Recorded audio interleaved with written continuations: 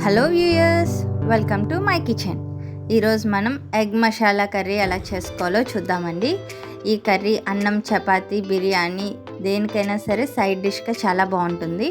మరి ఈ కర్రీకి కావాల్సిన పదార్థాలు: ఉడకబెట్టిన గుడ్లు 4, చిన్నగా తరిగి పెట్టుకున్న ఉల్లిపాయలు 2, పెద్ద సైజు టమాటా 1, 2 పచ్చిమిర్చి, కొత్తిమీర కాడలు కొద్దిగా, పసుపు కొంచెం, సాల్ట్ టేస్ట్కి సరిపడినంత, నూనె కొద్దిగా, అల్లం వెల్లుల్లి పేస్ట్ 1 టేబుల్ స్పూన్, పెరుగు 2 టేబుల్ స్పూన్లు, garam masala 1 teaspoon, Kashmiri chilli powder 1 teaspoon, అది ఆప్షనల్ అండి, కారం పొడి 2 టేబుల్ స్పూన్, సన్నగా తరిగి పెట్టుకున్న కొత్తిమీర కొద్దిగా. ఇప్పుడు మనం స్టవ్ ఆన్ చేసుకొని ప్యాన్ పెట్టుకోవాలండి. ప్యాన్ హీట్ అయిన తర్వాత కొద్దిగా ఆయిల్ వేసుకోవాలి. హీట్ అయిన తర్వాత ఎగ్ తీసుకొని నేను చూపించిన విధంగా లైట్గా కట్ చేసుకొని ఆయిల్లో ఫ్రై చేసుకోవాలండి.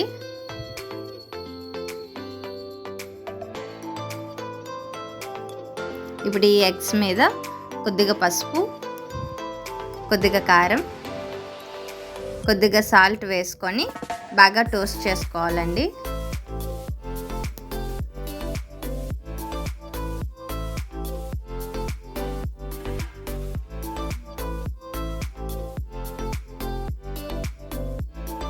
ఇలా టోస్ట్ చేసుకుంటే ఈ మసాలాలన్నీ ఎగ్కి బాగా పట్టి కర్రీ చాలా బాగుంటుందండి.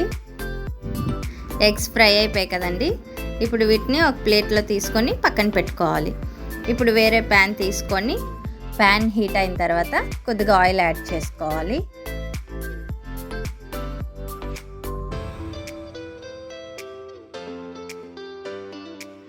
ఆయిల్ హీట్ అయిన తర్వాత చిన్నగా తరిగి పెట్టుకున్న ఆనియన్స్ వేసుకొని లో ఫ్లేమ్లో ఫ్రై చేసుకోవాలండి. ఇప్పుడు ఇందులోనే అల్లం వెల్లుల్లి పేస్ట్ కూడా వేసుకొని ఫ్రై చేసుకోవాలి.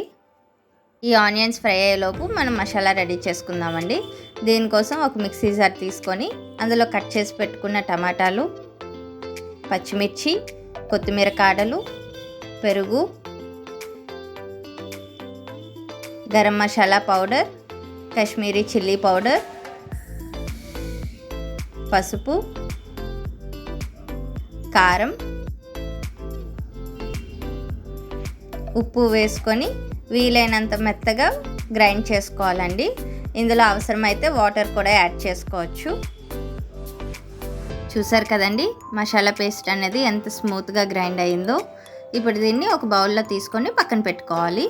ఇప్పుడు ఆనియన్స్ ఫ్రై అయ్యో లేదో చూద్దామండి. ఆనియన్స్ అయితే ఇంకా ఫ్రై అవ్వలేదండి. ఇంకో 2 మినిట్స్ పాటు ఆనియన్స్ని ఫ్రై చేసుకోవాలి.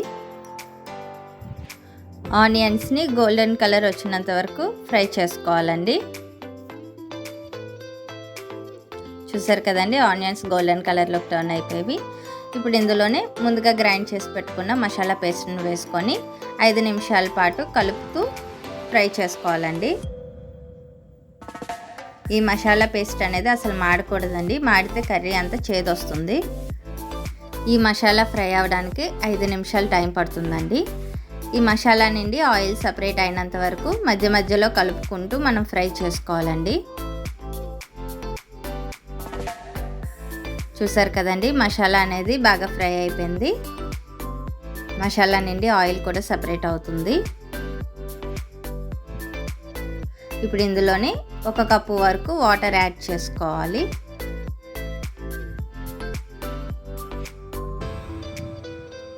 ఇప్పుడు ఈ మసాలా అంతా బాగా కలుపుకోవాలండి.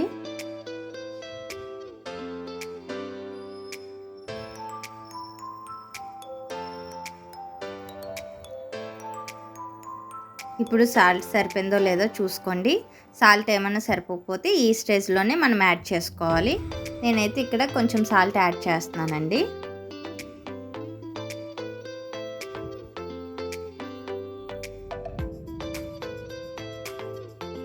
ఇప్పుడు ఇందులోనే ముందుగా వేయించి పెట్టుకున్న గుడ్లని ఒక్కొక్కటి వేసుకోవాలండి.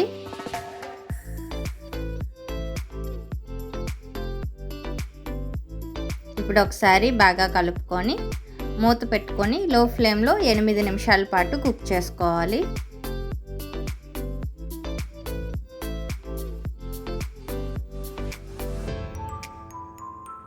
8 నిమిషాల తర్వాత మూత తీసి చూద్దామండి. చూసారు కదండి, మసాలా అంతా బాగా కుక్ అయిపోయింది. ఇప్పుడు మనం సన్నగా తరిగి పెట్టుకున్న కొత్తిమీర వేసుకొని ఒకసారి బాగా కలుపుకొని స్టవ్ ఆఫ్ చేసుకొని సర్వ్ అవుట్ చేసుకోవడమేనండి. చూసారు కదండి, ఎంతో టేస్టీ అయిన ఎగ్ మసాలా కర్రీ రెడీ అయిపోయింది. మీకు కూడా ఈ రెసిపీ నచ్చినట్లయితే ట్రై చేసి ఎలా వచ్చిందో కమెంట్ సెక్షన్లో చెప్పండి.